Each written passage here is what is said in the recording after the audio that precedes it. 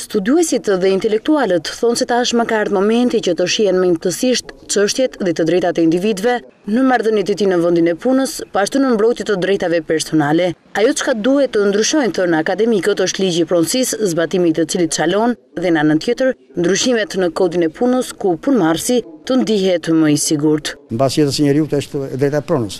Problemet e pronësisë që duhet të zgjidhen drejt në përputhje me konventat, me standardet dhe me praktikën e gjykatës së Strasburgut.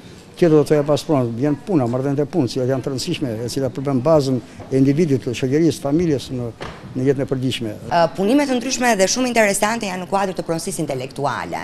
Një ligj shumë problematik sot tek ne, i cili pavarësisht se baza ligjore është europiane, është shumë e pasur, pra është huazuar dhe përshtatur shumë mirë me legjislacionin shqiptar, problematikat në praktik janë të evidentueshme dhe janë problematikat e cilat kërkojnë një rregullim dhe një përmirësim të procedurave praktike.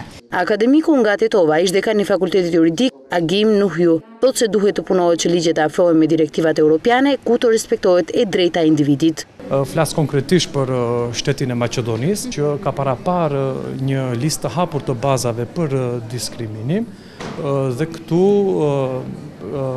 konstatimet janë që nuk është i harmonizuar legjislacioni i vendit me ato të Bashkimit Evropian në pikpamje të parashikimit të bazës për diskriminim, që ka të bëjë me orientimin seksual dhe identitetin gjinor dhe me diskriminimin mbi bazë të asociacionit. Për të parë ecurinë të drejtës private, Fakulteti Juridik i Tiranës, Universiteti i Kosovës dhe i Maqedonisë zhvilluan një konferencë të përbashkët me qëllim analizimin e së drejtës private në 100 vjet dhe njohja argumenteve të reja për ndryshimet e nevojshme.